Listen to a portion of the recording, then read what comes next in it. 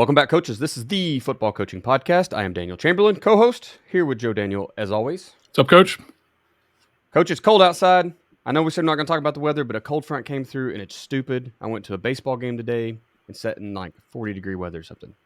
We were There's all. your weather report that I know I have doesn't been matter. watching the Braves are playing in Chicago right now. It's about 44 degrees. There's supposed to be snow coming in tomorrow for the third game of the series. They didn't finish the game last night, so yeah, it's kind of ridiculous. I have a friend who I'm in a nerd AL only dynasty fantasy baseball league, which is when you have to be a certain level of nerd. We have like prospects and we draft like 17-year-olds from the Dominican and hang on to them for years. But one of my friends in that league just absolutely despises April baseball, just hates it because of this. You never Because know. it's ridiculous when you're like supposed to be playing baseball and like you're standing out there freezing to death. I can imagine having a guy on my team that's on a heater and then the game ends because of lightning. Yeah. Thanks, man. He was going to go for the cycle tonight. Yeah. Before we go any further, I want to introduce our guest for this evening. I have had the pleasure of coaching alongside this gentleman for the last year over at Owasso. Coach Morsey, man, I'll go ahead and let you introduce yourself and tell your little story and let everybody know who you are. All right. Well, thanks for having me, guys. Like I said, my name is Justin Morsey. I'm the offensive line coach and the co-offensive coordinator here at Owasso High School in Oklahoma. Before that, I was the offensive line coach at Tulsa Union for 6 years. And then before that, I was a graduate assistant at the University of Tulsa. And before that, I was a player at the University of Tulsa. I grew up in northeastern Oklahoma. I played at Sapulpa High School. So I have lived and played and coached my entire career here in northeastern Oklahoma. So Tulsa Metroplex, baby. Yep. I guess Sapulpa's kind of considered that, right? Oh yeah, that whole West Tulsa area. Those are my people, right? When you start getting into now, they're my rivals, but it's because it's the same place. Sapulpa, Sand Springs, Berry Hill. Back in the day, Tulsa, Webster, right? It's all the same kind of people, and we hate each other when it comes to sports and competition. But these are my people. There you go. Well, man, appreciate you joining us tonight. Just trying to add a checklist of all the good coaches. I got to get these dudes on a podcast, and I think I finalized it finally. So, well, I'm glad that I could come in after all those guys are done, and I was your first hit of all the slappies to come in. So, well, you're just really busy with wrestling, and the rest of them were like, I don't do a second sport. So that was really what it was. Yeah. Well, we really do appreciate you coming on, man, and kind of seeing what this world's about, and just talking and teaching ball to people across the world, really. Globally downloaded. Let's go. So tonight we're going to talk a little bit of O-line, but first we want to talk about our level up section. Joe, we'll let you start us off, sir. Well, I had an adventureful Easter weekend. That's about where we're at. As my car died on the top of a mountain outside of the Shenandoah National Park, and it's still somewhere in Harrisonburg at the Harrisonburg Hyundai, I think. So that was a good. I figured out how to make a trip to Luray from Richmond, which is about a 2-hour drive. And that took some work. So, but I finished Extreme Ownership on that trip. You had enough time. But I will tell you I actually finished it right before the car died. I will tell you my here's my level up. One of the hardest things about running a business, coaching, and daddy daycare is somewhere in there finding time to also get into the gym, which is very difficult to find. We are members of it's actually a tennis club, and it's across the street. And they have a thing called Kids Club. We don't play tennis. We just use the pool. And a Kids Club is mainly there for the people that are playing tennis to drop their kids off, and so I have used it, at night when we would go over there for dinner and drinks and stuff. We've used it. But I realized this past week that I could drop my kid off in the Kids Club for an hour, and we can walk over there and go to the gym. And the gym, actually, because I guess the tennis players, I don't know, nobody in there is doing anything that looks remotely close to like what I see. It's the closest thing to a commercial gym that I've been in, so it's just ridiculousness to me. But I am now getting a couple days a week extra to lift in the mornings with my son being watched. But my favorite part of it was I went in and I was doing jerks, and it's rack jerks. So I'm just picking the bar up out of the squat rack and doing jerks there, which I was a little. I haven't dropped one yet. I'm sure if I drop one, there's going to be a concern. But it's not my fault. They bought bumper plates. I don't know if they know why. But anyway, there's one of the trainers there whose job is to keep to help the tennis moms keep it tight. So there's a couple people training the tennis moms there. And one of the trainers, a guy, I'm sure he's perfectly qualified to do his job, but he walks by and I'm doing jerks out of a rack, and he goes, "Nice cleans," and I was just like, I didn't know what to say. That's why he works at a tennis court instead of a. This is the trainer said that, and Globo gym or whatever. Yeah, I was like, thanks. And it was like I even had to stop and like think to myself, like, I'm in a rack, right? Like I didn't clean the bar. So yeah, that was my level up as I'm getting more lifting time in now. Maybe he was actually making fun of you for using the rack. It was such a weird, obviously being in a performance gym all the time, but I've been there since 2015. This last time I was in a Gold's was 2015. I'm in a performance gym where almost everybody in there competes either in powerlifting, weightlifting, or strongman. So everybody in there very much understands the rules of a gym. Everybody gets it.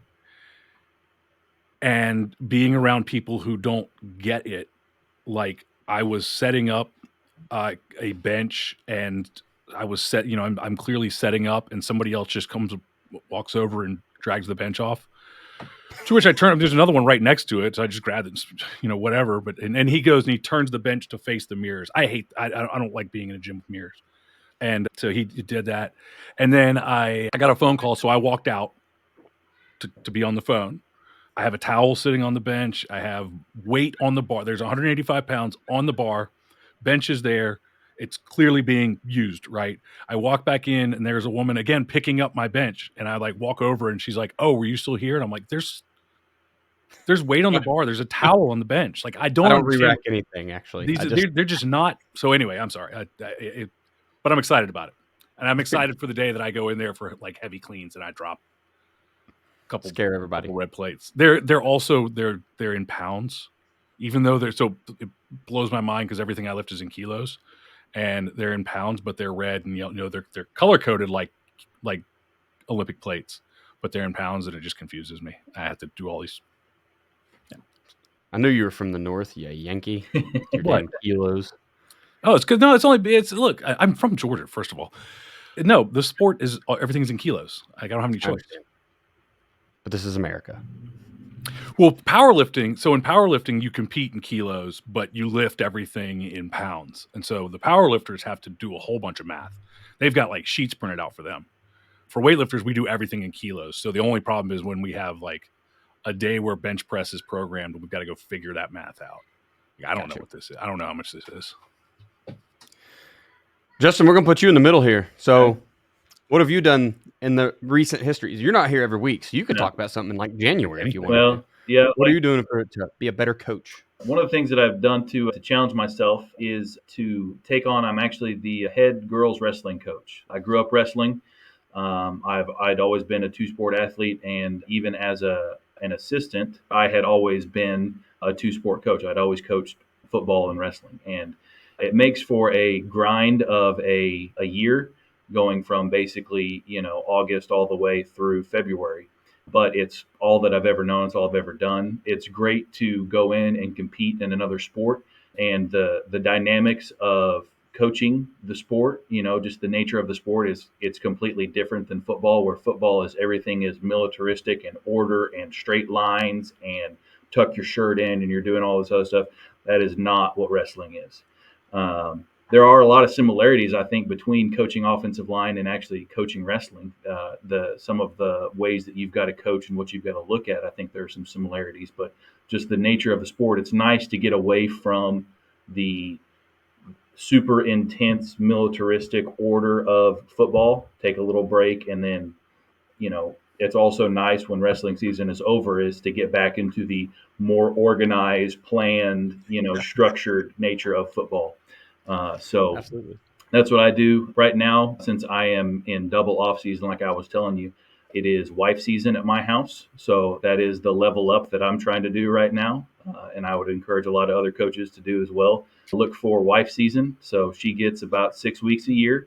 She gets from the end of wrestling season up until spring ball, and then we go spring ball into back into summer workouts, and then next thing you know, it's football season. So that's what I'm doing right now. We were talking about books that we're reading. I listen to a lot of audiobooks. I'm listening to 48 Laws of Power.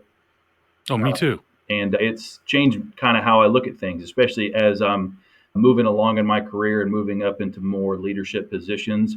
I think I'm more who the book was designed for, because I'm kind of that naive, or have been that kind of naive guy about power dynamics and different things. And I'm pretty open and upfront and honest and transparent. And that book is designed more for people like that than it is for people who are trying to, scheme, right? It's try to help you with those people who are the schemers. So The people who have agendas just Right. make me weird. 'Cause I just want to have fun and do whatever I got hired to do. And there's people out there though. right. I started listening to. It's actually been. It's kind of a tough. I mean, it's audio. It's what 24 hours. Oh yeah, it's long. It's long. I've had it for a long time, and I started it a couple times. But I'm going to a conference in May where the author is speaking. So I was like, well, Mhm. I should probably try to work through this, audiobook between now and May. Yeah. But you're right. It's very interesting. But yeah, it's not. I don't think it's what I expected. Yeah. It I would say it's better in short bursts, because some of those long historical narratives, and I'm even I teach history. I'm very into history, but some of them can be a little bit long-winded. But there's a lot of good stuff in there if you can listen to it in those short bursts. So Yeah, I was a It's, history teacher, so I haven't been involved in history for a long time, so I like the stories because that's something that I have not consumed a lot of history in the last few years, so I've enjoyed the stories. Sometimes I get lost on the, what's the point of this, but because it's when you 24, 25 hours, like it's not all going to hit. right. Is the Stephen F. Brown story in there, the lieutenant from World War II? Not World War II. I'm sorry, Civil War, Gettysburg. If it is, I don't know off the top, because I'm only about halfway through. So Yeah, I'm only like 5 laws in, so I can't. Well, it's I only bring it up because it's one of my favorite Civil War stories. He just basically got arrested for doing his job and then fought in Gettysburg with a hatchet, and they put up a monument of him. But anyway, I'll talk about a little bit. I actually wrote a leadership article. Kenny does the Headsets magazine, and I've started writing for it. And I'm doing a leadership series right now because it's like the only thing I really bring to football that isn't already drastically overdone, at least in my bubble. So that's been pretty cool. Just I'm trying to tie my military life with the football world, and so that's been pretty cool. So my level up has kind of been doing that, just going back and studying through the regulations at the weirdly the military writes regulations about leadership. So I guess you just always have to write everything down, but it's been pretty neat to do that. And then talking about books, I started David Goggins' his second one, not You Can't Hurt Me. That one's next. Weirdly, I'm going to read them out of order, but I'll think of the name of it later. You David Goggins fans are already like screaming it out loud, but it's been pretty neat. And the big thing I took from it so far is something I probably need to practice more, but it's talking about like if you don't live something, it's really hard to talk about it, right? Like you shouldn't. He even talked about if he got hurt, he would shut all his social media down, because if he's not out there doing the thing, even though he's done it for however many years now, he's not in it right now, combating those demons and having to show that he's tough all the time, then he would just quit talking about it. So that's kind of an eye opener to me. Like when we get, in the football world, you can get pretty caught up in what I would do's, or, in dream worlds, or in the perfect situation, and sometimes it's really good to talk about, here's what I am doing, and not try to be a pretender, I guess, which I don't think Joe or I or anybody we've had on the show is a pretender by any means, but that it does exist out in the football world. There's guys that are overselling their role or their knowledge or whatever to try to either make a dime or get some likes. So it's interesting though, because like I'm not a defensive coordinator right now, but I'm working with 400 of them. So a it's lot like, of them. so it's like where, yeah, it's kind of an interesting. It's not perfect. It's not the perfect mold. It's like And the he things we've doesn't- talked about. It's there's the theory, and then there's the real world application, and Yeah. what it actually means for you. That's, of course, it's David Goggins. I mean, to me, that's pretty extreme. Of like, all right, I twisted my ankle, so not that he wouldn't run on a twisted ankle. I broke my ankle. I Yeah. can't run for 6 weeks. I'm just going to shut everything down. Like, why? His was actually, he's had 2 heart surgeries, and he had a scare that he was going to not be able to do anything anymore because of his heart Mhm. messing up again. And so basically he was like, when the doctor shuts me down for good, that's when I have to pull the plug. So But not if as you, inverse as like, oh, I even broke a leg, whatever. But I would love to hear his reasoning, because I mean, like, that's David Goggins is not something I've gotten into, but like, if you're in theory, like, one of the things that I do this for, like, it's a great job and I love it and everything. Same thing with coaching. Like, we love football, but the reality is a lot of what we're trying to do, I don't think I would do this, and I know I wouldn't coach if it wasn't also helping people. And like, if you can't do it, like, I would assume that he puts a lot of his stuff out there because he likes to help people. I would think so. I would think that would be what anybody for sure is doing. So why would you now not help people? Yeah, I think he's just he's set his name in stone on, he's like an ultra marathoner. He runs hundreds of miles every other week and all that craziness. And it's like, I'm gonna make you put the E on here, but he basically calls anybody who quits at anything mentally tough and they just quit, he calls them a bitch. So it's we don't actually put any letter on here. It doesn't go as clean. That's fine. Well, I said bitch out loud twice now. So that, like, I can't call people a bitch for not completing something when I myself have been pulled out due to something. So I guess if you build it around that, yeah. Different realm. But we didn't come here to talk David Goggins tonight. We came to talk some O-line development, and hence the reason we brought an O-line coach on to join us other O-line coaches. This is a really good episode, actually. Look at that. 3 dudes in the same room, all O-line coaches. I heard recently that that's like the rarest coach to find. It's hard to find O-line coaches. That's People correct. don't want anything to do with the guys that don't score touchdowns. And that just blows my mind because it's my favorite group of guys. I think that there's within the sport, within the staff, like, I don't think it's that hard to find an offensive line, somebody to coach the offensive line. I think it's hard to find somebody that is legitimately passionate about the study of offensive line play and being an offensive line coach. It's very common for guys to come in, like, we've all, it's very common for guys to come in and they've been studying quarterbacks. Like, the number of guys that have come to me and they're like, oh man, I just want to be a quarterback expert. And it's like, that's cool. Here's the deal. You have never coached before. You're looking to get your first coaching job. But let me tell you who the quarterback's coach is on every high school team in the country. The head coach of the offensive coordinator. Okay. That job's filled. Yeah. 100%. Like, that's not the way to go.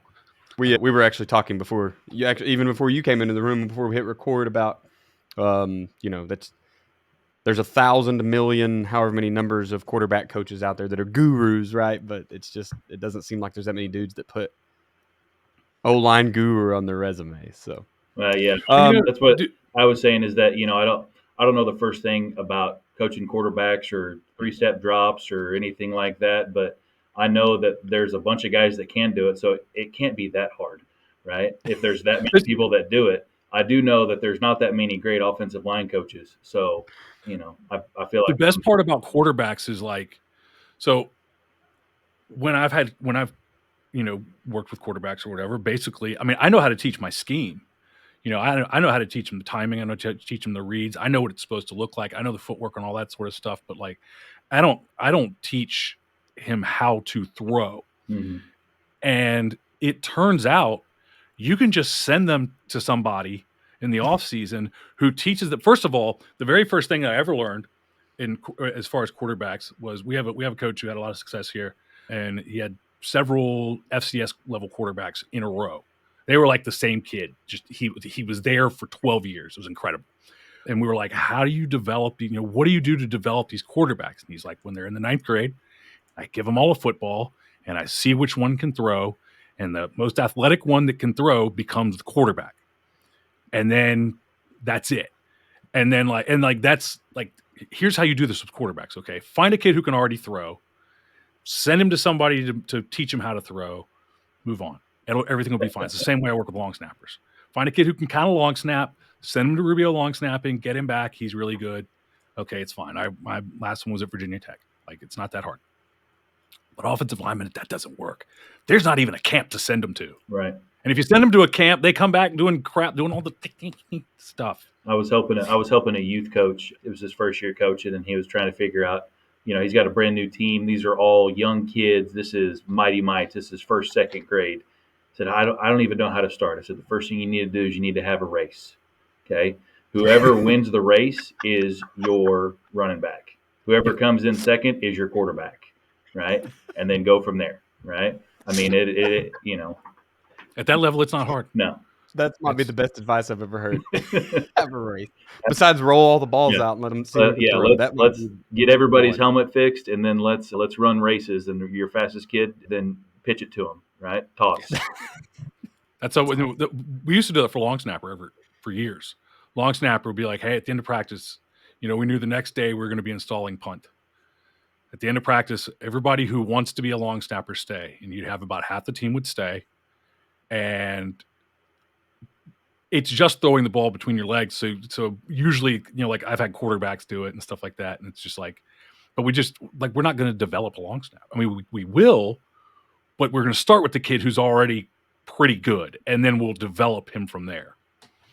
Same thing with quarterback. Like, you're not going to take the kid who just can't throw, has horrible throwing motion, and be like, all right, let's go do this. You're not going to take the slow kid and be like, I'll make him a running back. But you make him an offensive lineman. All the kids that get exactly. The kid who finishes 4th, 5th, 6th, 7th, 8th, 9th, 10th, and 11th, they become offensive linemen. Right. That's where we go from there. Maybe 5th. Before we jump in here, Joe, do you want to pay the bills?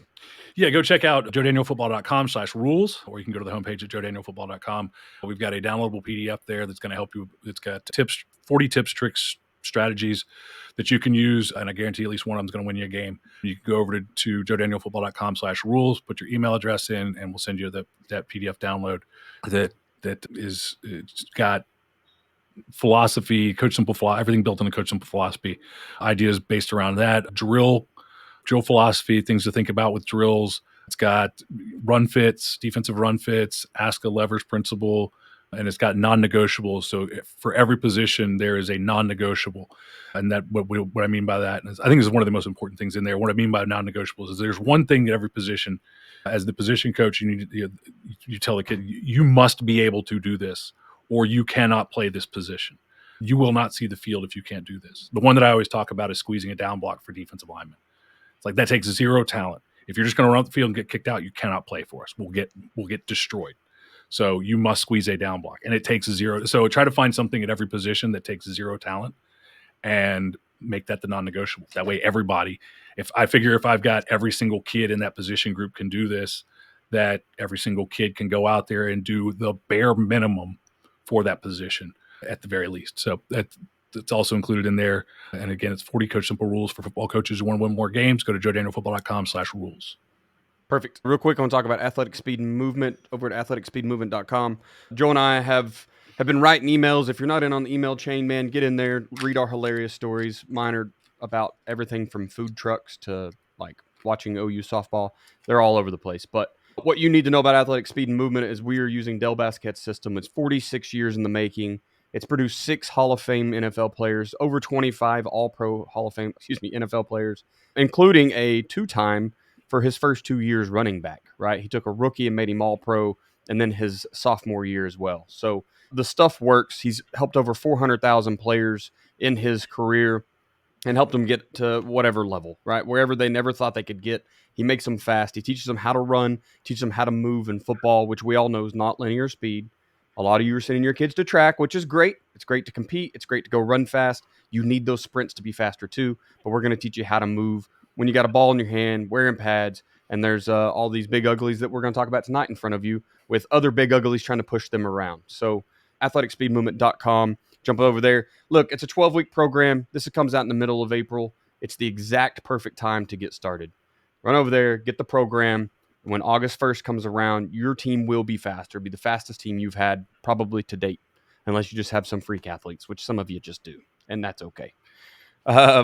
Also, I want to talk about real quick, I am going graphical. So if you guys are looking to add graphics to your repertoire this year, you need something to put out game day graphics, victories or losses or whatever, players of the week, schedules, that kind of stuff.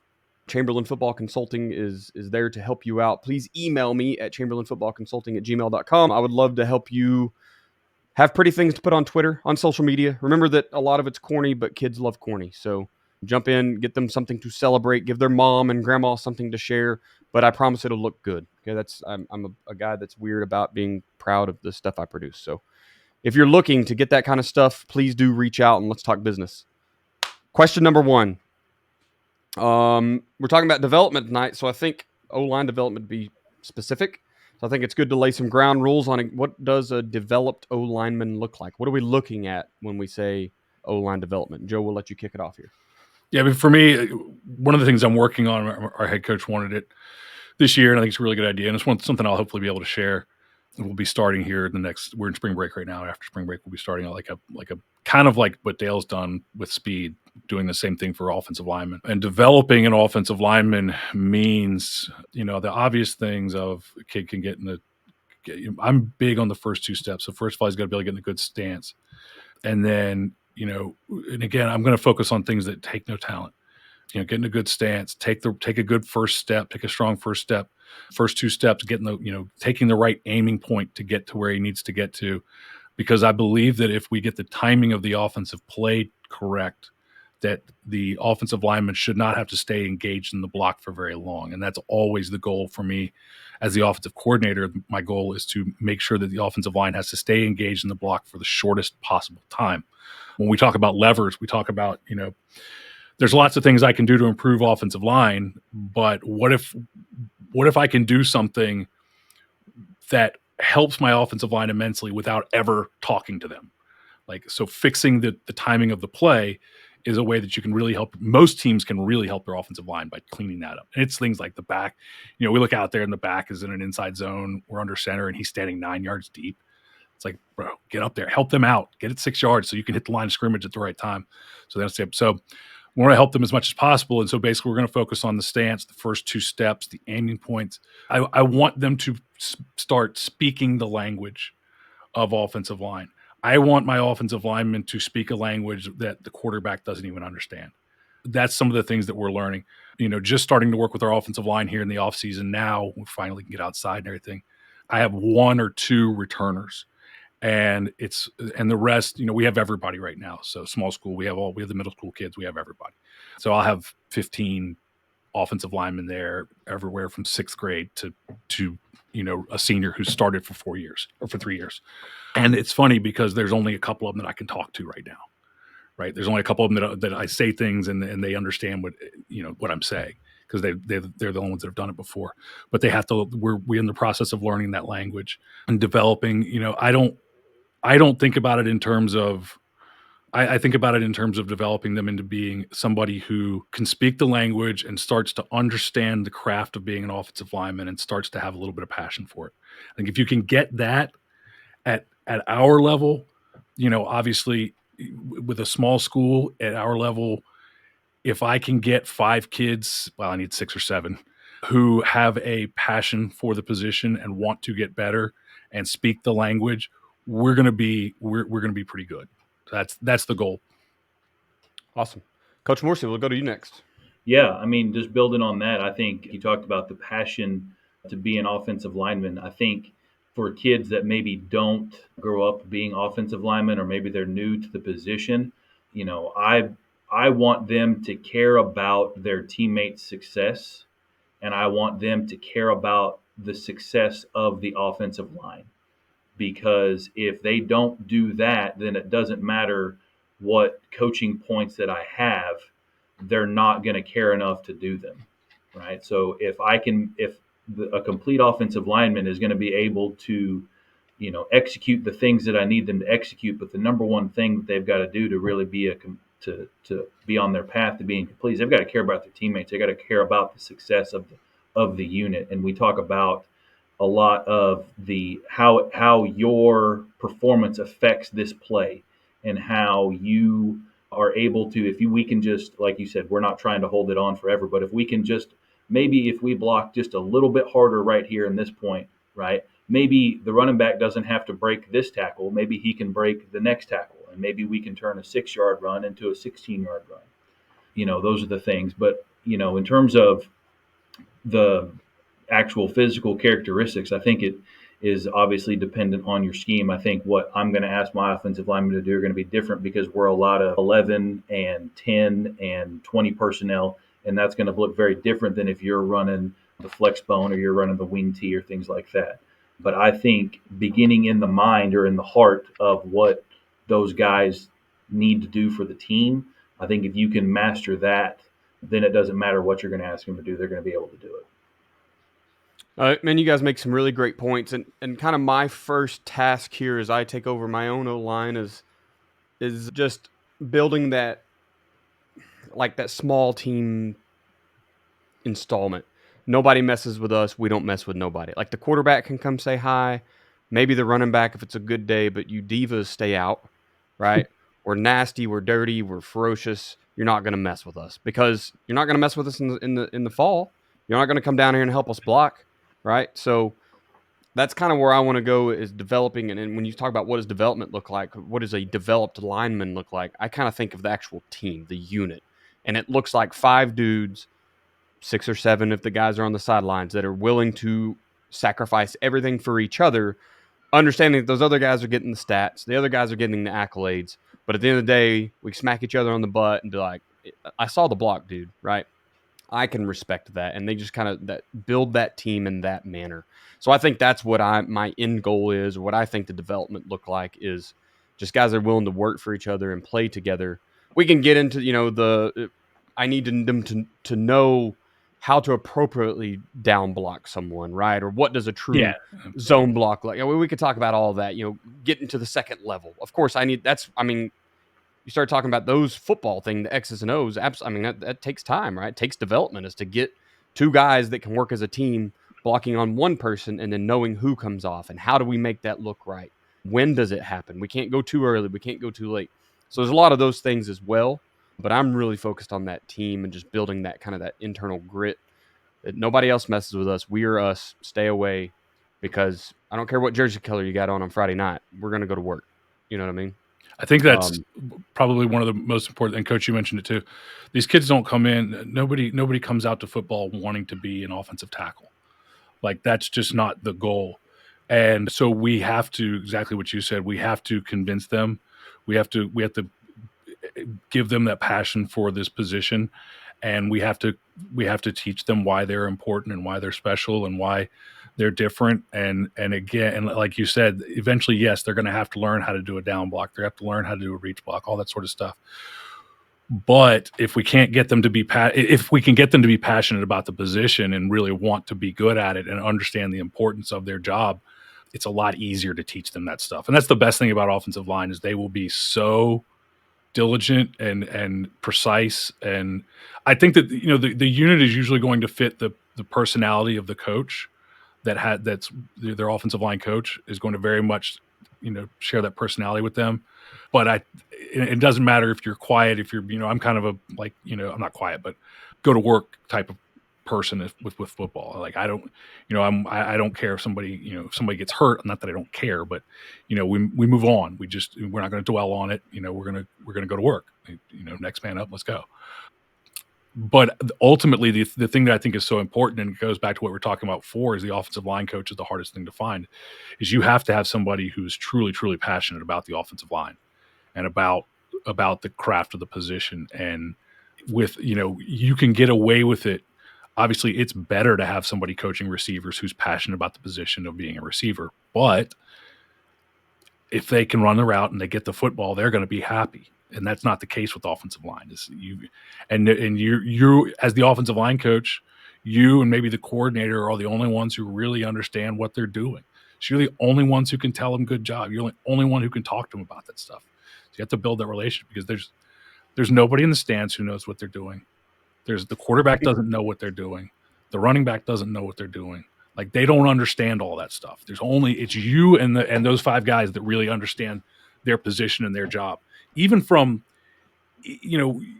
Coach, I could probably watch your team and appreciate what they're doing and understand it pretty well. But if we run different schemes, even then, I don't know exactly what they're doing or what their communication and, were they supposed to be in a combo? Was he supposed to come off there? Was he supposed to go here? Was his aiming point? Like, it's very much specific to your unit as who knows what they're doing and getting them to be passionate about it.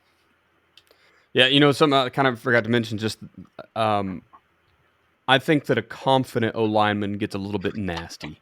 I listened to Coach Caduti talk the other day. If y'all don't know who he is, a guy out of Texas that's taken over at Fullshire a couple of years ago and doing wonderful things there. But, he talked about they don't even count pancakes anymore. They count nut drags. Like, how many times can you drag your nuts across his face mask? Because that's the confidence he wants.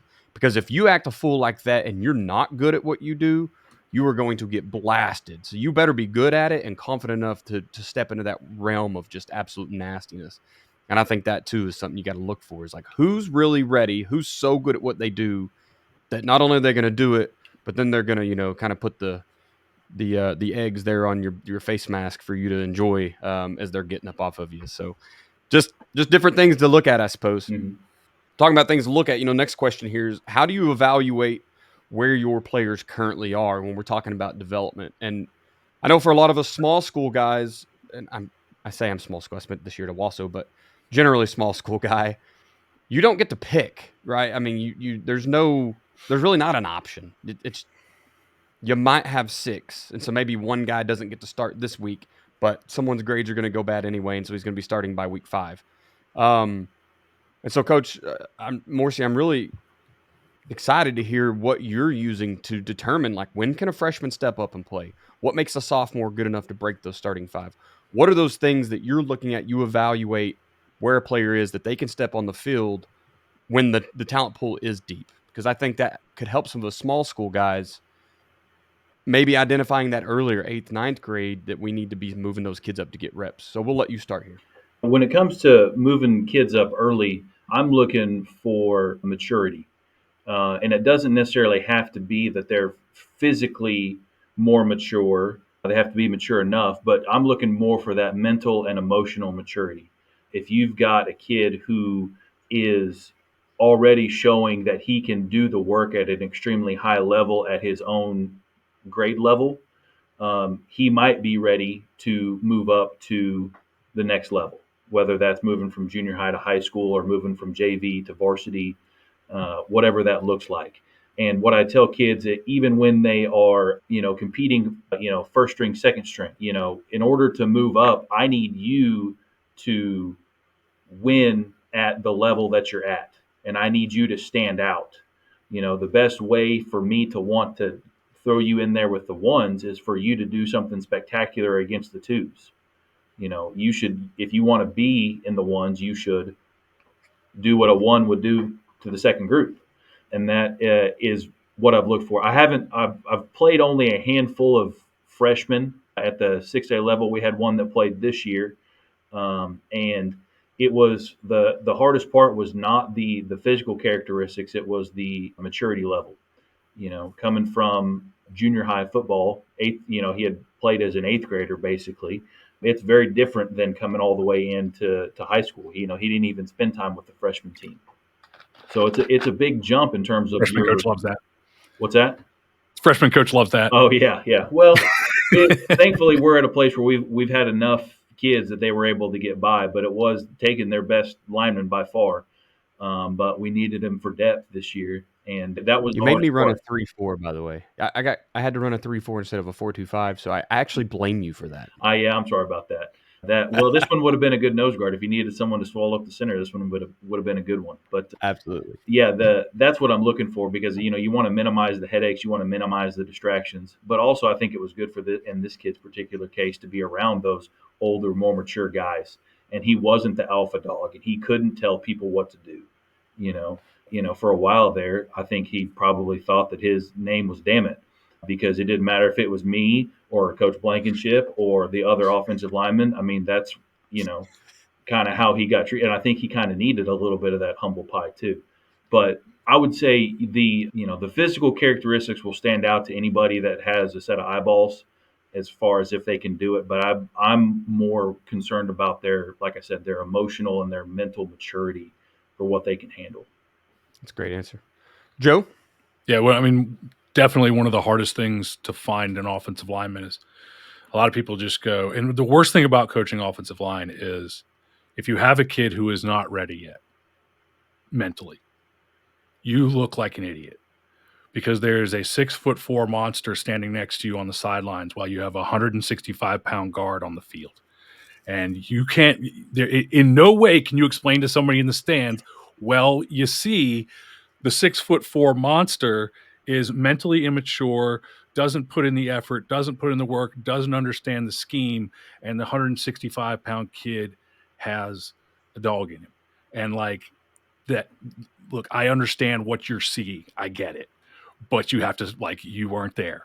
And the other thing is, like, with offensive line, you talked about taking a starter's, moving into that five.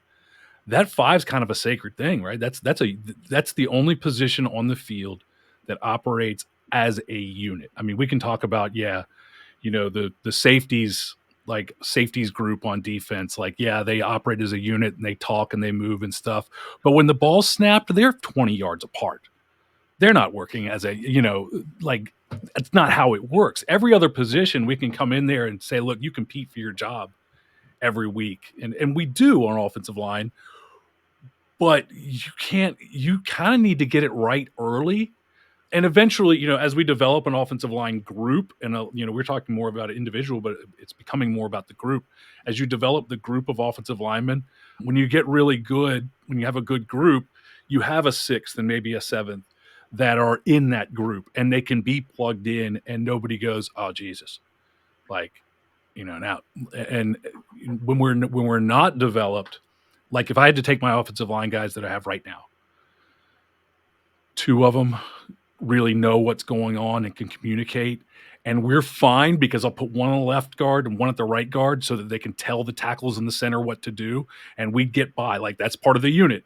Sometimes I've got a kid who physically is there, mentally tough, he's there, but like all of the intricacies of offensive line play, like I got to put a kid next to him to be like, okay, we're going here, we're doing this, and the unit works that way.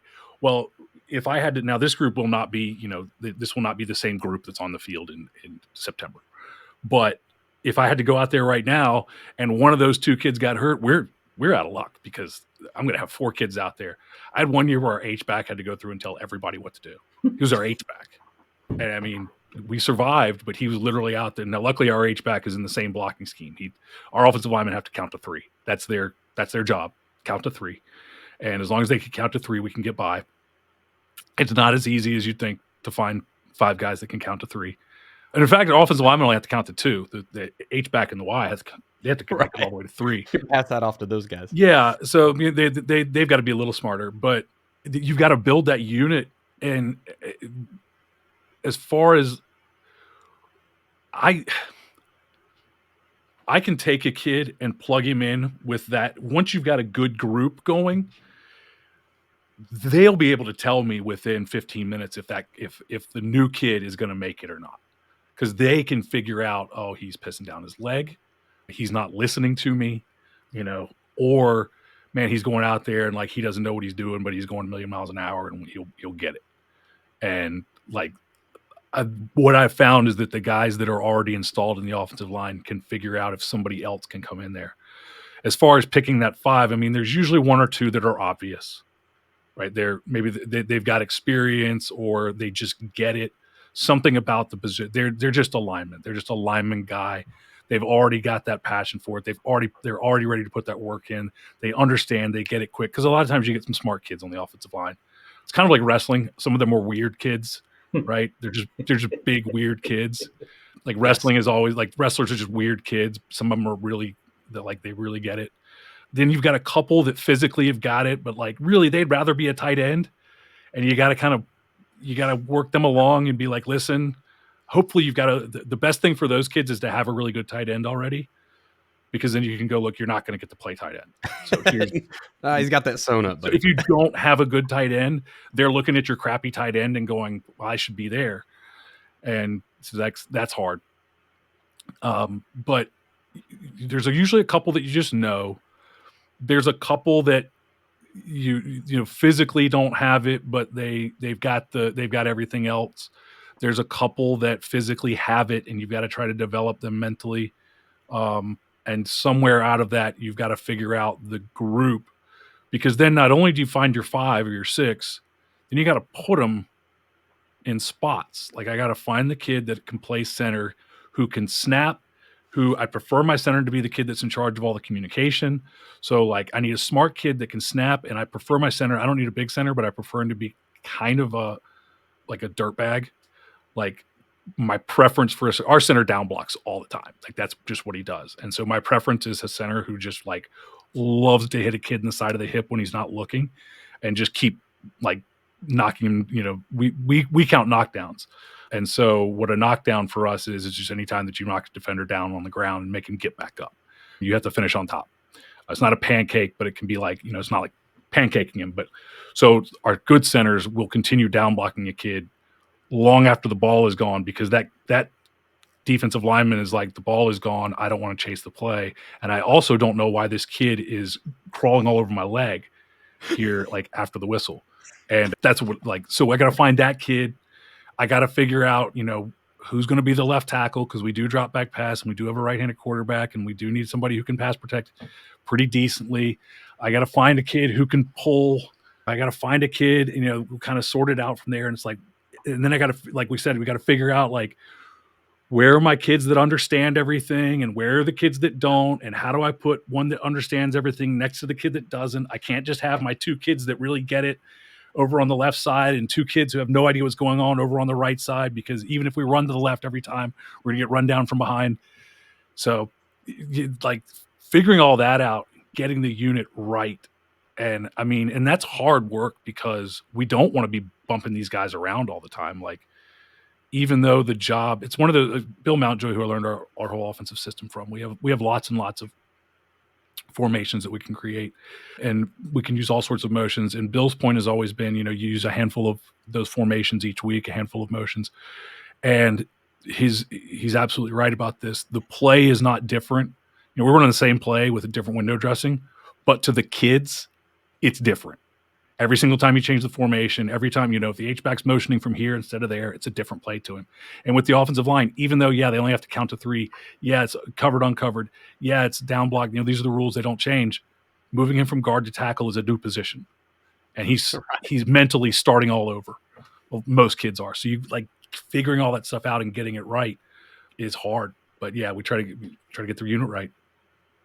And you don't get to change your personnel.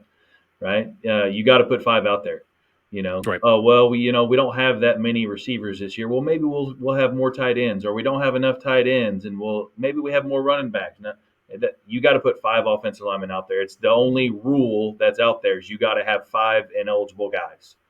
And not only that, at running back, I can have a guy who runs toss and a guy who, an inside runner and an outside runner. Well, those 5 have got to block outside runs and inside runs, because they don't rotate. So we got to, it's a tough position. I can use a 2 quarterback system. I can rotate receivers all day. I can have 10 personnel, 21 personnel, 22 personnel. Those 5 have got to be able to stay out there through every bit of it. I'm going to cheat on my answer, because it's a little downstream of everything y'all have already said, but I'm really looking for coachability and effort. When I start looking at, like, when I want to gauge where a player is, we've already stated all the physical things we can figure out, and we're going to talk physical development here in just a minute, early season and end season. But, I need a kid that's coachable. We talked about that immaturity, so that's why I'm downstream, because if he's immature, then he's obviously probably not going to be coachable, and his effort probably sucks too, right? But I think those are the 2 things. If I can take whatever you're doing and help you fix it, that's great, but you can't get bored. We Joe already said it earlier, right? Like, those first 3 steps. How many times are we going to rep the first 3 steps over and over and over again? And it's like, there's 3 things, right? You're going to gap scheme, zone scheme, or you're going to pass set. That's kind of what you get to do as an offensive lineman. Doesn't matter how crazy the scheme is. It's kind of one of those things. I guess you could say a down block or a pull, but that's still just gap scheme. So receivers get to do they get to block and run routes and run screens and motion all over the place and jet sweep. Everybody else gets to do a whole bunch of stuff, and O-line is just doing this same thing over and over and over again. So that effort quickly I feel like could fall off for kids that aren't committed. Once again, just downstream of stuff y'all already said, but that's kind of my two big key things. Well, and the one thing about the mental development is, especially small school, we don't have the option. Like sometimes a kid is not mentally ready, and that doesn't. I think it's important to point out we're not disqualifying that kid from the position, because sometimes as an offensive line coach, we are a freaking cheerleader for a kid who doesn't really want to be an offensive lineman, and we've got to do that every game, every series, week in and week out. We just got to keep telling that kid. I've got one. He is going to be a 4-year starter this year, and he has gotten better. But his effort grades used to be in the 20s, week in and week out. As a freshman, as a sophomore, and then we get, as a sophomore, we'd get a good game and then a bad game of effort, a good game and a bad. And just in his junior year, started to get consistently high effort. But it has been and getting a kid who actually has some passion for the position. But it has been and continues to be a 4-year process, simply because, look, physically as a freshman, he was as good as anybody we had. And we couldn't just, not use him. I mean, he was at least going to be our 6th. So there's a lot of cheerleading in this position. Our new head coach, Antonio Graham, and I have worked together for a long time, and he's seen me take a lot of kids that people have written off, and we used to joke about it, is don't ever give up on a fat kid. You want to write him off because, well, he can't run and he's not going to tackle anybody and all this other stuff. And just sometimes those big kids, they just mature differently at different times. And everybody wants the perfect kid to come out there, but you keep pressing on them consistently, and you just don't give up on them. And you got to accept where they're at right now. But by the time, like you said, after 4 years, you can come a long way just by steadily, consistently pushing him in that direction. That's a great point. We're installing Coach Basquet's athletic speed and movement program right now, and it's funny because the kids that just get it and it clicks for aren't the kids that you necessarily expect. So there's like a 7th grade, chubby, glasses, offensive line looking kid, and he gets it, right. And he's not a big kid. He's just a chubby kid. He's an offensive lineman because of, by way of not being that athletic and being a good kid and a smart kid, right? But he gets, like, the athletic speed and movement stuff clicked for him, and it's like, that's great. That's going to knock him down from a 5.5 to a 5.1, but that's about as far as it's going to go. And I was saying to my head coach about it. My head coach basically he said kids like that win a lot of high school football games. Like that's what we have to find, is like, yeah, he's a little, he's a 7th grader. He's a little pudgy, but he's smart. He's here and he's working and he doesn't expect anything. And he's not out for himself. Like, that's a really good high school offensive lineman one day. For sure. We'll jump to this next question here, and we're going to kind of split your development program, or what you're doing to take a lineman from 7th grade and chubby to senior and getting, whatever offers they can hopefully get, or just being really good men in the community, whatever it is that they can get to their ceiling. So we're going to start in spring and summer, because that's where we're all at right now. Spring ball's coming up. And I know 7-on-7 is kind of dominating summers, but, our kids aren't going to 7-on-7. So, Joe, we'll start with you here just to keep it going back and forth. What does that spring development program look like? And as you kind of get into summertime and you watch all the divas go, slap each other on the hip? Well, again, going back to the small school thing, a lot of what we have in the weight room in January, February especially, but even going into the spring, and we don't have spring ball specifically in Virginia, but at a small school, all the skill kids are on the basketball team, they're on the baseball team, they're on the track team, and so, especially my first couple of years at Amelia, I was in that weight room with 6 kids and they were all linemen. And so that was all we did. We just go out and we do lineman stuff, and we couldn't do a lot. So we just, we work on that, on the specifics of it. I mean, the first thing with offensive linemen, obviously, is you need to get them in the weight room, because if a kid isn't going to be committed to the weight room, he's, not that he can't play. I don't know, maybe at Owasso he can't, but, again, we got to find 5 guys. And if he hasn't been great, but he's going to leave a lot on the table. Like, it's a physical position. Getting bigger, getting stronger, all of that stuff is going to make a huge difference. So you got to get them into the weight room. Once we get them into the weight room, we try to go outside, and the skill guys are working, and obviously we're doing our speed program right now. But the skill guys are working 7-on-7 stuff. I'm going to work with those guys at least once or twice a week where we can. And again, for us, it's harder because you don't have a bunch of coaches. Coaches are in other sports, and so like as the offensive coordinator, I'm the offensive coordinator and the offensive line coach.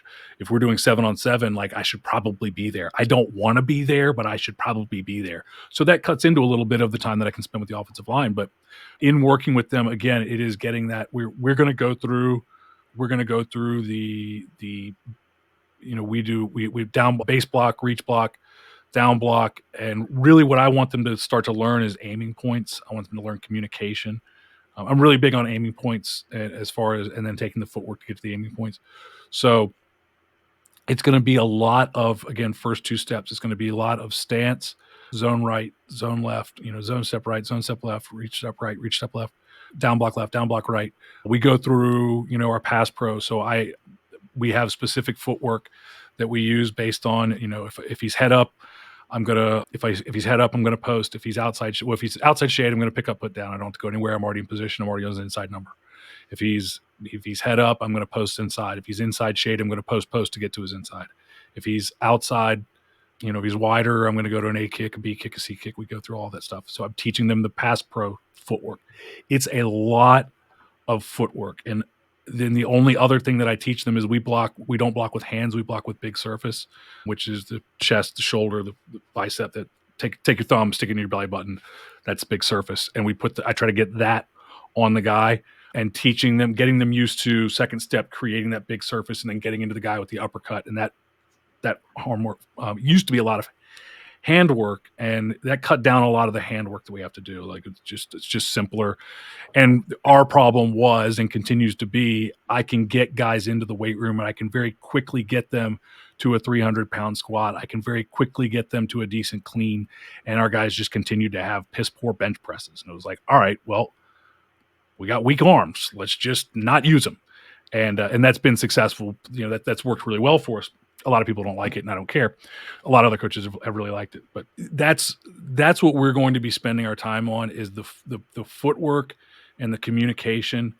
I used to think, I talked about this with defensive line, but I felt this way with offensive line too. I used to think, those first 3 days in helmets, or in the summer in Virginia, where in the summer and the spring where we can go out, but we can't wear anything. We're just in shorts and t-shirt.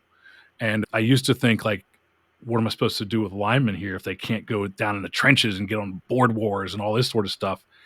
And quite frankly, I don't need any of that stuff in season anymore. We do everything without. Now, obviously, eventually we go to, run individual or team run and that kind of stuff, but half line, whatever, and then to team. But I don't need pads. I don't need any of that stuff. Because again, we've tried to break everything down to, how can I do this I have to figure out how to do this with the least talented kids on the planet. And then if they have talent, it's just a bonus, and work from there. Perfect. Justin, going to you, boss. How your spring and summer kind of development program? Like he was saying, a lot of it starts in the weight room. And then I'm kind of looking more for, especially in the weight room, kind of like just general, not just the numbers, but also the movement of the weight that you're doing. I want you to be able to move athletically and have some fluidness to you as you're doing these things, whether it's a squat or a clean or anything like that. I've never once, like you were talking about, gone up to a kid and started talking about, well, we really need to start working on your bench press. I've never done that. Now, we've done that with squats, we've done that with cleans, we've done the other things that we've done.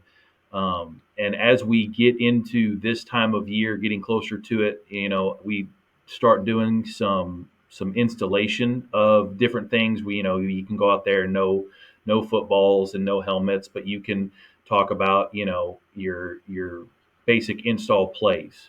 And that's where we do one of our everyday drills that we do, is we go through this steps progression. And we start with 1, then we go to our first step, and then we put 1, 2 together. We put 1, 2 together with a punch. then we go to some kind of what I call fit and drive, where we've already taken our steps and we're already in a fit position. So now I've got to drive my feet from that point of contact. And then we go into what I call a full speed rep, which is putting the steps and the fit and drive together and trying to, honestly, in that point, I'm trying to get them to take as many steps over and over again as I can, and then eventually building up into what we would call, a base block or something like that, depending on your scheme. And we continue from that point, and we will do that drill all the way from, April, what we're in now, all the way to, Thanksgiving. I say we were doing it we're in December or yeah. whatever. So And honestly, our guys don't know any different. It is the exact same steps progression warm up that we do to get ready for a game, right? And by the end of the year, those kids have taken 10,000 steps, in exactly the same way that I want to. And if as you're installing it, you can teach it, but you can also use it as a discipline drill for some kids that aren't locked in and not paying attention. You can use this circuit, this progression as however you want to do it. And that's where we start. And then one of the big skills that I'm trying to teach them early on, whether it is in pass pro or in run blocking, is to stay square, that anti-rotation. I can't turn my shoulders. I don't want to fall off to the side. I've got to be able to maintain my chest angle and not rotate around stuff. We don't want to open up in a pass pro. We don't want to slide off or run around a block in some kind of combination, whether it's zone or gap or whatever, and working on that. And I've learned a lot of good stuff from one of my good friends is Clint Anderson. Some of the guys in the O-line community might know Clint Anderson. He works a lot in Texas. He's got, I think it's the Linemen Performance Association and it's the Anderson O-Line Academy. He works a lot in Texas. He's worked with people like Lane Johnson. He's also worked with a lot of high school kids in like the Dallas area. And he's got different tools and different equipment that he uses to teach us anti-rotation stuff. And that's one of the things that we've done. So shout out to my guy, Clint. So, this will be my first year taking over, so I have absolutely nothing to add to these last two. So I'm just going to say thanks for accepting me to the O-line community. Next question. Ed, we're going to let you speak again here real quick. You told us about your spring and summer. So what does that development program look like? You get in season, maybe you've had to trim some fat and kids just know they're, your third string or whatever. But those ones and twos, we need them to keep getting better. mm-hmm. So what, and I mean, third string needs love too. So what does that development program look like? Your everyday drills, we're in season now, essentially. I'm usually pretty consistent throughout the season in terms of the drills that we're doing, unless I'm seeing some kind of issue, something that's developed that we're consistently seeing and we're not doing a very good job of. Like I said, we're going to do those steps progressions every single day. We're going to do some kind of what I call a line set, where we're going to just take pass sets on air and get better at that. But as the season goes on and you start moving through these different drills more, I start to incorporate more change of direction rather than just mindlessly doing drill. There's some kind of change of direction that they're going to have to do, or maybe you're building in another skill set for that week because you're seeing a team in pass rush that does a lot of bull rush. You're seeing a team in pass rush that does a lot of rip, and we're going to start working in that particular week. We're going to start building out our toolbox a little bit better for those kinds of things that you're going to see. When we are going into our combos, we'll do like one day will be like zone combos. Like on a Monday, we'll do zone combos, and then on a Tuesday, we'll do gap combos. On those days, early in the year, it's very simple. In spring, it's very simple. Us two for those two. And then as the year goes on, you start incorporating more factors. There's movement. There's a particular look. There's an alignment that you're going to get that they need to recognize, and they're going to have to change that. So there's consistency in what we're doing every day. But as the year goes on, you kind of add one more thing every week that this is what we're looking for. And this is another tool that you need. And this is how you build those skills. So it's not, like you said, it's not the boring, this is the same old drill every single day. You start building out those things, what you're going to see that week. And then 3 weeks from now, when you see something like that, you guys remember when we played so-and-so and they're doing this, right? It's just like that, right? here's the tip for the week, and when I give you this look, I want you to make sure that you're making this call, and you've got to recognize it in our drill. And that's another thing, especially as the year goes on, you've got to be able to see your drills in games. And you've got to be able to show that to your kids on film of, this is just like that drill, right? You guys remember when I told you that, and he's in this alignment and they do this, this is exactly what's going to happen. Look, here it is exactly happening, right? And you've got to be able to translate your drills into the games. So you're not just over there just doing drills. We tend to have a lot of individual as offensive linemen. You got a lot of individual drills. You've got to be able to take that and not waste their time, and you've got to make sure that you're seeing those things on film. That's something I was pretty impressed, and I don't think I ever saw you put the O-lineman on a sled, and that's something that Joe and I talk about on the podcast all the time. Is like, it doesn't do anything for development of your O-line for game reps. Like, you just want to make them tired. You want conditioning, build those drive muscle, whatever, fine. But you're not getting anything. So I'm very appreciative of that. And when you talk about your drill showing up in game, we now all know Dominic Frank, so that's kind of cool. Welcome to the club.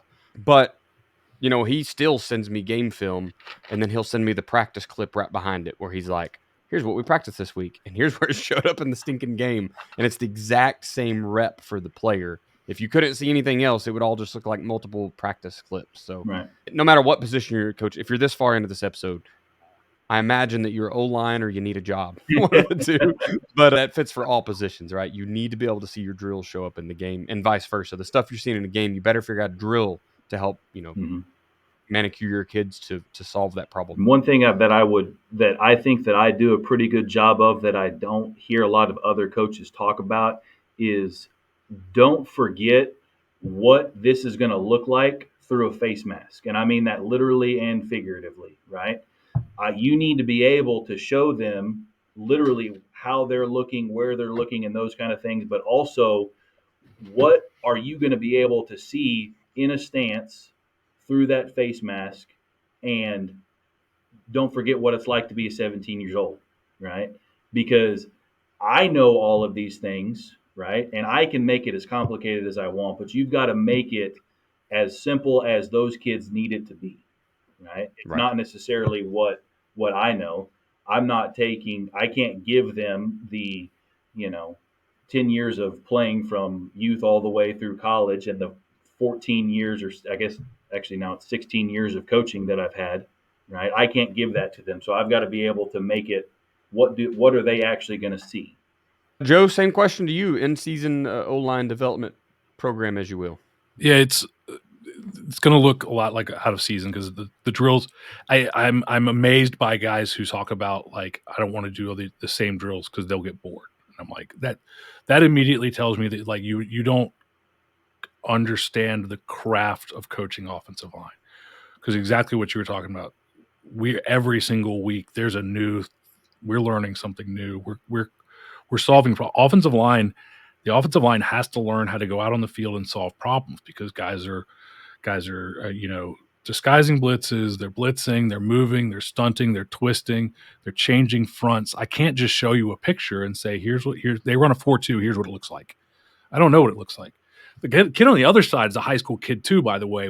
He may line up on the wrong guy at any given time. And I get on our guys because the offensive lineman will tell the scout team kids, hey, you're supposed to be here. It's like, no. He screwed up, and there should be somebody over there running the scout team to fix it. But you have to make the calls, and let's go ahead and run the play. Like, you don't get – if you can't look over at him on Friday night and say, hey, you're supposed to be in a 3, then you can't do that on Tuesday either. It doesn't matter that the kid's a freshman and JV kid and doesn't know what's going on, and you're trying to help him. Don't help him right now. We'll help him after the play. We'll help him later. Somebody else can help him. You're not the one. You're not that guy. So in August – in August, when we're installing everything, we're going to start from square one, because, I don't know who's going to develop and who showed up, whatever, but, we're going to be working on stance. We're going to be working on, zone block right, zone block left, reach block right, reach block left, down block right. We're going to go through pull drills. The whole team's going to go learn how to skip pull. And then most of them will never skip pull again, or, 2/3 or 3/5 of them will never skip pull again. They're all going to get a ball and snap, and we dead ball snap. And then most of them will never snap again. One of the things that I was happiest about is I try to make sure that all of our kids know how to snap. Our left tackle, he was my left tackle, played left tackle every game from his freshman year through his senior year. When he went to played FCS in his first game, which was COVID year, so he had a spring game. He played. I think they got to play one game in the spring. He got moved as a freshman. He got moved from guard to center at halftime, but he had never done that, but he could do that. So like everybody's going to work on that stuff. Everybody's going to learn how to do it. Everybody's going to snap. Everybody's going to skip pull. Everybody's going to do all that.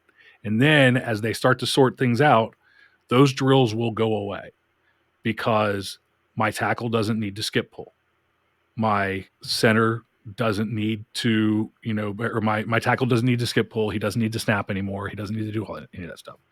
So then eventually it will become much more, we talk about our bird walk drill, which I got from Lou Johnson here in Virginia, wing T coach, but a Glacier speaker. And Lou took those guys and they literally walked. So line up and everybody always says, can you draw this up for me? It's like, not really. It's exactly what it sounds like. They all line up. The defense lines up as we want them to be. And, I might have, if it's an odd front, they might be slanting or whatever, but we're going to literally walk. So by September, the bulk majority of the run indies is going to be bird walk drill, which is we line up, we make our calls, set, go, we take our first step, set, go, second step, and the defense is moving too. And as Lou explains it, the purpose of the drill is for them to feel what a perfect block looks like. Every step, and we have to teach the defense, who are the backup linemen, right? They have to learn how to, lean on him, put pressure on him, like you're trying to get by him. Move your feet like you're trying to get out of the blocks, because this is the perfect block. We're going to spend a ton of time on that. So, if week one, that Monday practice, week one, we've got a team that's running a 3-3. Offensive line is going to go down there. Maybe we do some sort of a movement drill. One of the things with drills is, and I put this this was in the newsletter, the April newsletter, just went to the printer for JDFB coaches. And one of the things that I put in there talking about drills was that your drills must translate to the field. If they don't translate to the field, they are either agility or conditioning. There's three things that we can do. We can do football drills, we can do agility drills, we can do conditioning. And if it doesn't show up on the field, it's agility or it's conditioning. And that's fine as long as you know what you're doing. The weight room doesn't show up on the field, right? It doesn't, specifically things that I do in the weight room, I don't do the exact same movement of a squat. Like when do I squat in the weight on the field? Like that's, we're this way. But that's still important. But it's not a football drill. It's the weight room. We do athletic speed and movement. It translates to the field, but it's not a football drill. It's essentially an agility drill. And so we have to recognize those things. What translates to the field for me on the offensive line is footwork. And so we are going to spend a ton of time on communication in season on what we expect to see. And that's where, 1 week we're working on picking up blitzes. We're working on a twist. We're working on, their multiple front or whatever they're trying to do. We had one team that would scrape on our outside zone out of a 4-2, and we continually got cut off by them. I don't know, something about their alignment. And so we had to put in a instead of a 2-on-1, a 2-on-2 combo, we had to put in a 3-on-3 combo, right? And we just had to, we spent the week just saying, okay, we're going to make a trio call, and us three are responsible for these three. And if that linebacker flies, the tackle is going to go get him. Even though in the normal scheme, the tackle would never be responsible for that linebacker. He kept scraping and overtaking the end. And so we had to get the center, guard, and tackle all working together it was a 4-2 front on the end, defensive end, and linebacker, because that guy was scraping over and they were killing our line. We had another one we had to get essentially the entire center guard working together because they were a bear front. And we had to handle all of those guys as a unit because they were constantly looping people out of that bear front, blitzing a backer almost every single time. And we had to, that was just a thing we had to work on that week. And what do we spend our time on? Just like you talked about redirection drill. So our bird walk drill, that's where we're going to do those things. It's like, okay, I step and, now he slants inside. If I don't have somebody back here working with me, how do I redirect my feet to pin him inside? Because I was trying to reach a 3 and now he's a 2-eye. So if I continue on my path, he's going up the field. I'm not getting any movement on him. So what does that footwork look like? What does that adjustment look like? How do I prepare for it? How do I aim and all that? And so we use the bird walk drill specifically for that. Then we go through pass pro footwork. We just go through head up. What's our footwork? Outside shade. What's our footwork? We go through the footwork. Go through footwork. Lots of pass pro is demeanor. It's that butt down, chest. Butt down, chest up, chin back, hands low, all these sorts of things that we're saying to him constantly, and spending time in that, like you said, kicking on a line. We'll go pass pro on a line, and it's just spending time in that position. Hopefully by September, October, we don't have to do much of that, and we'll spend our pass pro time doing some one-on-ones, which we do 5-on-5, but one guy's live and the other guys are just taking the first 2 steps, and that's what offensive line practice looks like. And then we're going team run. We're going, we go straight to basically team run, team pass, mix, whatever. And they're getting their work in there. The other thing that I wanted to mention is I stand behind them. Now I'm the offensive coordinator, so I'm standing back there calling the plays. We huddle, all that sort of stuff. But I always have my iPhone in my hand, and I film everything from behind the offensive line. Every snap of every practice, I will stand back there filming. I just hold it. It's no work of art. Sometimes it's upside down because I'm not looking at it, right? I'm coaching. I just happen to be holding my phone. And at the end of the practice, and sometimes they don't mind this because sometimes I'll get them out of conditioning, or we'll do 7-on-7 at the end, so they'll get out a little bit early. But I 7 minutes. At the end of practice, the offensive line is going in with me. I've got a little dongle that hooks my iPhone up to an HDMI, hook it up, or sometimes you can get it uploaded fast enough and you can watch it right away. But I just use the dongle because I can trust it. And I tell them, 7 minutes, we're going to sit down. You don't even have to take your pads off. Just come in. We're going to sit down, and for 7 minutes, we're going to watch as much of today's practice as we can in 7 minutes. I'm not going to hold you. I want you to go home. I want to go home, but we're going to watch 7 minutes. And so they know that there's immediate feedback on everything. And for me, as the offensive coordinator, that's important because I'm trying to watch everything.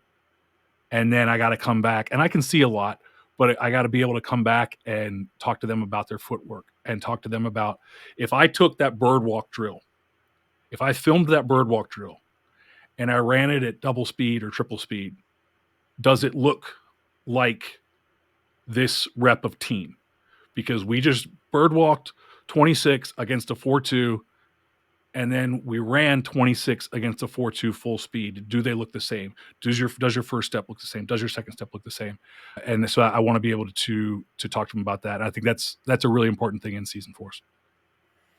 I'm going to immediately break my David Goggins rule of don't talk about things you've not done. But, this being my first year being the guy making the calls, what I want to see this in seasons, I want to have communication feedback for problem solving. And what I'm really mean is I need the O-line to be able to come to me and tell me, maybe it was a rep in team, maybe inside run, whatever it was. I need to be able to ask them what the hell just happened. And I need a good response. I need to know something that I can help them solve. Now, did they just have a lazy first step? Well, that's something we can solve, right? Was it Joe, you talked about, they lined up in the wrong place. I expected this because all week we've been repping a 4-2, and the scout team defensive coordinator decided they were going to be in an odd front this time. And we've not seen it this week. Maybe it's even week 1, right? Whatever. And Coach, I just forgot to change rules. I forgot what my rule was for an odd front or whatever it is. I need them to be able to come over and communicate, because you've already said it, Joe. You can't on Friday night determine what you're going to see. And if you have any success at all, the odds are those DCs are going to try to flip some things up to get out of what everyone else is doing. Right. And if you're on the field, as opposed to being a coordinator up in the box or something, if you're coaching on the field, they're the only ones that can see that it's not the picture that you worked on you know, so they better be able to figure it out, because you can't see, like you said, you have to think about what they're going to see through the face mask, and it may not be what you talked about all week. Yep. And so I want them to be able to communicate things that are wrong, things that aren't regular, things that aren't what we've seen in the past. And maybe that's film. Joe, you talk about 7 minutes, whatever. Maybe it's when we watch film after practice and like, hey, what the hell happened here? Well, coach, he was in a 3 and I expect him to be in a 5 or whatever, whatever his excuse is or his reasoning. What was the thing that changed? But I need them to be able to come over and communicate for exactly what you said, Joe. I can't see everything, right? We hope that we can get end zone cam feedback pretty quick, but some guys don't have that. A lot of coaches don't have that, right? You don't get sideline end zone cam. It was really cool. I'm really glad I found Sky Coach this year, by the way, and got to see what that looks like on the sidelines when you get shout out angles. to Sky Coach for what you're talking about. I feel like some of the best coaching that I get to do is on a Friday night in a game when we're able to watch it on the sideline. It feels like cheating, right? It doesn't even feel fair, especially when you get a good end zone view from that. I mean, it's not fair. Whether you're using Sky Coach or Huddle Sideline or any of the other companies that are out there. If you can use it, if your rules allow it, man, you've got to use it. And if you need an end zone view if you can. And I know that in smaller schools you might be sharing kids and you may not always get them, but that is so valuable for me personally, and to be able to show those guys on the sideline, because we're at a big school. I don't have to share as many kids. Not very many people are coming to beg the offensive line to come rotate in, somewhere on defense usually. But I mean, that's a lot of good coaching is coming from that point. And then you get your running backs over there and you get your tight ends over there, and there's some good stuff happening on the sideline. Absolutely. So I need that feedback from them. I need what's going wrong. And if they can't communicate that, if I don't have I think Joe, maybe you said it, they speak a different language than everyone else.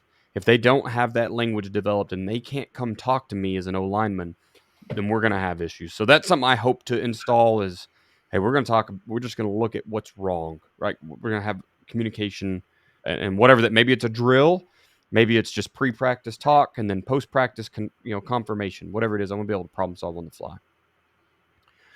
All right, gentlemen, I think we checked all the boxes. Pretty long episode tonight. So, Coach, I promised you, I said an hour. I'm sorry, talking ball gets away from us.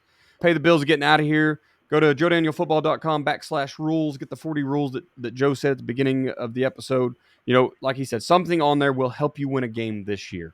It will not be for naught. The price is your email address. Put your email address in, get the 40 rules, and win at least one extra game this year that you wouldn't have. Also, Athletic Speed and Movement, don't forget to go over there. You're at that 12-week window where you can get it in realistically before you start your fall install. Get your kids faster because it may change. We talked about development tonight. One of those O-linemen might actually maybe move up to tight. No, I'm just kidding. He's going to be a really fast pulling guard. But he can get there faster. Lineman, though. And we know that momentum is, you need that speed to increase his power, his pull. So, Joe, what cells are opening or closing? This can be going out mid-April. Yeah, so we're going to be closing enrollment on JDFB. So here pretty soon we'll be, I think on the 19th of April, we'll be closing down JDFB. So check your email. When you hear this, you have until tomorrow to get signed up for JDFB if that's what you're wanting to do. It will be closing down for a while. Get it while it's open. Social media, Coach Morsey, if somebody wants to reach out to you and talk O-line or, quarterbacks, whatever it is the gurus all want to talk these days, where can they hit you up at? I am on Twitter at Coach Morsey. Morsey. Excellent. You can find me on Twitter X as well at Coach Chambo OK. You can also email me, chamberlainfootballconsulting@gmail.com. I just want to re-mention, like I said earlier, if you got graphics needs, maybe your person's just like a mom that's not real good at it. They've been alive since, the 60s and they don't know what's in vogue. It's a new term I'm using right now. Hit me up. I can help you and your team and your school. We have all sport package, so hit me up. We'll see what we can help you with. Joe, where can we find you? On Instagram at JoeDanielFootball, on Twitter at FootballInfo, email Joe at JoeDanielFootball.com, and JoeDanielFootball.com. Sign up for JDFB. Get over to the Chalkboard forums and ask all your questions there, because not only Joe answers, but usually 2 or 3 other highly experienced coaches and me with almost no experience, but I'll talk to you about it anyway. The podcast is on Twitter /X at the FBCP. Coach Morsey, man, we greatly appreciate you coming on that and talking some ball. Finding, we've said it all night long, finding guys who are passionate about the O-line and have the experience and know what they're talking about is rather difficult. So doesn't matter school size. We're super, super stoked to have you come on and share some knowledge. So thank you so much. Thanks for having me, guys. I really appreciate it. I appreciate Absolutely. it. If this is your first time listening to the Football Coaching Podcast, be sure to subscribe so you don't miss any future episodes. You can find us on your favorite podcatcher, Spotify and Apple Podcast. You're going to be your primary two. If you've been listening for a while, throw us a review on there, 4 stars, 5 stars, thumbs up, whatever they rate in nowadays. If it's lower than that, maybe just shoot us a message and be like, hey, dude, you rambled for 35 minutes to start the show. Yeah, we know. But, we had good company on. Thank you for listening to this episode of Football Coaching Podcast. Remember, coach simple, play fast, win.